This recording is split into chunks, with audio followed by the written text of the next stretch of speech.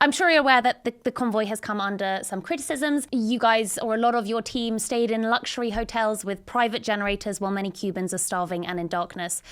What's up with that? Well, that's US government policy. US policy to the sanctions mean that US Americans, and as I said, we had a large number of US Americans on our delegation, are only allowed to stay at a very small number of hotels.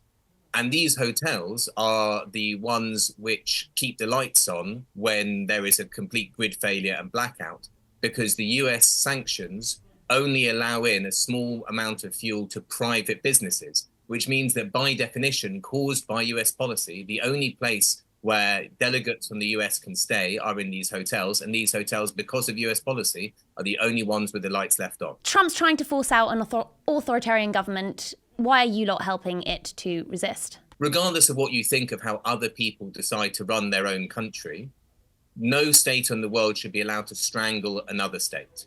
So some people on the mission are great supporters of the Cuba model. Others are critics of the Cuba model.